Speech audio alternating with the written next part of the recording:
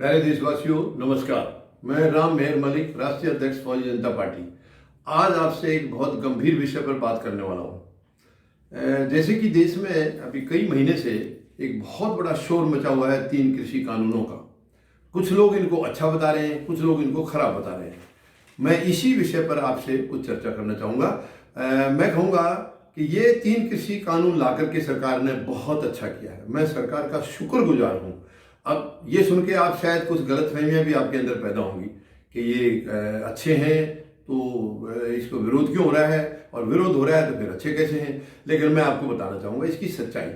देखिए, जब से ये सरकार आई है, पिछले करीब 6.5 साल से, वर्तमान केंद्र सरकार, ये जब से आई है तब से देश को लूटने में लगी हुई है। इन्होंने एक भी काम देश में नहीं किया है। वायदे तो बहुत लंबे लंबे किए थे, क्योंकि पिछली सरकार में, इनसे पहले जो सरकार थी, उसमें कई भ्रष्टाचार के काफ़ी ऐसे केस सामने आए थे, उजागर हुए थे। हालांकि बाद में इस सरकार के आने के बाद उन पर कोई भी, जो भी छानबीन हुई है, कहीं कोई भी आरोप नहीं मिला है। तो इसका मतलब वो झूठी बातें थी, और उन्हीं वायदों, उन्हीं मुद्दों को लेकर के ये सरकार आई थी। और जिस दिन से आई है, जितने वायदे किए थे, बहुत लंबे लंबे वायदे किए थे, ये सारे भूल गई, सब वायदे भूल गई है। और आते इन्होंने देश को लूटना शुरू कर दिया, जो कि स्वाभाविक है। सब जानते हैं कि आरएसएस का एजेंडा आजादी के टाइम से देश के खिलाफ रहा है। ये हमेशा अंग्रेजों का साथ दिया इन्होंने। कभी भी ये हमारे देशवासियों का साथ, जिन्होंने महान शहीदियां दी हैं, उनके साथ कभी नहीं रहे, उनके खिलाफ रहे हैं। और ये सरकार भी आज उनको शहीद भी नहीं मानती है, ये उनको भी उग्रवादी बताती है। तो ये देश को लूटते आ रहे थे। जो देश ने संपत्ति बनाई थी पिछले 72-73 सालों में, उनको एक एक करके बेचते जा रहे थे, ये बेचते जा रहे थे। और अंत में इनकी नजर पड़ेगी किसान की जमीन पर। इन्होंने सोचा अब किसान की जमीन अगर आ जाएगी तो देश में कुछ भी नहीं बचेगा, देश अपने आप खत्म हो जाएगा। ये साजिश थी।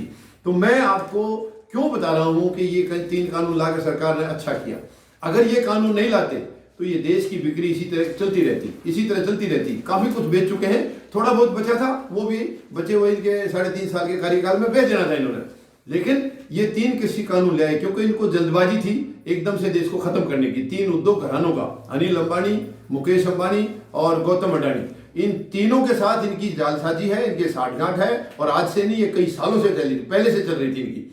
ये वर्तमान प्रधानमंत्री जब प्रधानमंत्री नहीं थे, बल्कि गुजरात के मुख्यमंत्री होते थे, तब से इनकी साठगांठ है। तो ये इनका कहीं आपस का कमिटमेंट है। वो इन पर धन दौलत लुटाते हैं उद्योग घराने, और इन्होंने पूरा देश उनके हवाले करने की बात कह दी थी।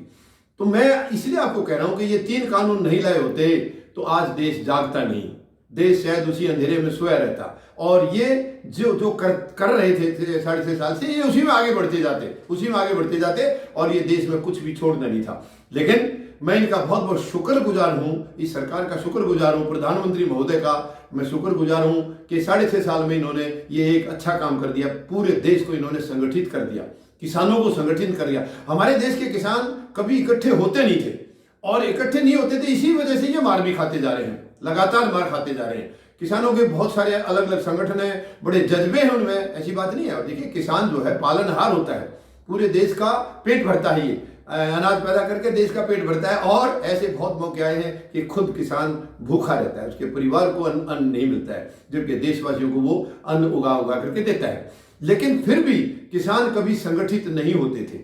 इसी वजह से सरकारें उनकी जो ना हमेशा अनदेखी करती रही है, कभी उनके हितों की रक्षा नहीं करते। जो उनका मोल है वो अपनी मर्जी से लगाते हैं। किसान अपना रेट अपने आप लगा नहीं सकता है, जैसे उद्योग घराने करते हैं देश में, ऐसा नहीं था। तो किसान संगठित नहीं होते थे।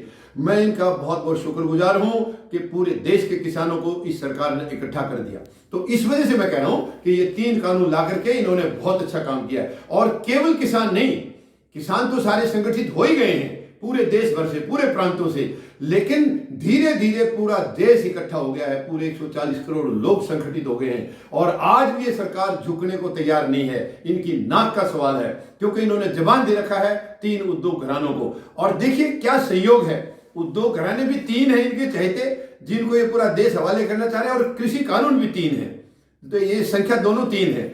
तो अब मैं ये विश्वास दिलाना चाहूंगा आपको कि किसी भी हालत में इस 140 करोड़ लोगों की ताकत के आगे सरकार को झुकना पड़ेगा। ये सरकार की बदतमीजी है, बहुत घिनौनी हरकत है कि अभी तक वो परवाह नहीं कर रहे हैं ये कृषि कानून लाने के बाद से तुरंत किसानों का विरोध होना शुरू हो गया था और उसके बाद हरियाणा पंजाब में 2 महीने से करीब करीब ये वहां पर विरोध चल रहा था, धरने पर बैठे थे, मगर सरकार को, इस निकम्मी, अंधी, बहरी और गूंगी सरकार को वो नजर नहीं आए किसान।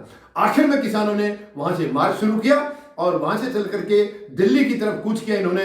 ये इसी उम्मीद से चले थे कि शायद हम ज्यादा दूर बैठे हैं, सरकार को इतनी दूर से दिखाई नहीं देता होगा और हमारी आवाज भी वहां तक नहीं पहुंचेगी, इसलिए उन्होंने सोचा हम नजदीक जाकर के सरकार को जगाएंगे, उनके कान में अपनी बातें कहेंगे। लेकिन इनको जैसे ही पंजाब से किसान निकले हैं उनको हरियाणा में रोक दिया गया। हरियाणा की जो निकम्मी सरकार है उन्होंने रोक दिया गया। सरकार ने बहुत घिनौनी हरकत की है, वहां पर सड़क में गड्ढे खुदवा दिए और बहुत सारे बैरिकेड लगा दिए और किसानों को आगे बढ़ने से इन्होंने रोक दिया।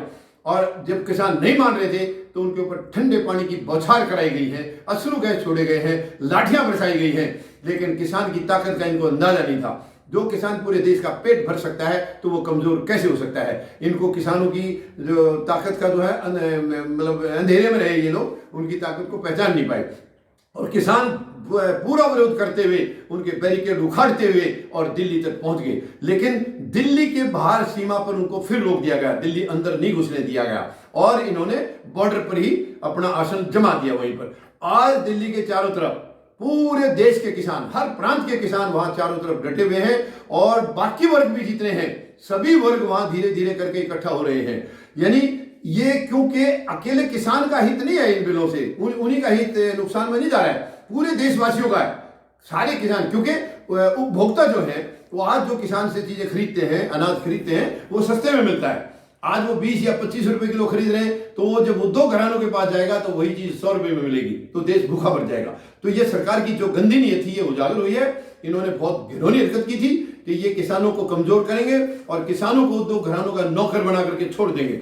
लेकिन किसान इस सरकार को समझ गए, आज पूरे 140 करोड़ लोग इनको समझ गए हैं और उन्होंने इनकी औकात दिखाने का अभी ठान ली है। अब किसान किसी भी हालत में तब तक नहीं उठेंगे जब तक ये तीनों कृषि कानून सरकार वापस नहीं ले लेती, तीनों को कैंसिल नहीं कर देती, तब तक किसान डटे रहेंगे और इनको वापस ना लेने की जिद पर सरकार भी अड़ी हुई है। ये सरकार संवैधानिक सरकार नहीं है, गैर संवैधानिक सरकार है। ये गलत तरीके से चुनकर आई है, जनता ने इनको नहीं चुना है, ये ईवीएम से चुनकर आए हैं। यही कारण है कि ये जनता की परवाह नहीं कर रहे हैं। लेकिन आखिर जनता की ताकत के आगे ये कब तक टिकेंगे।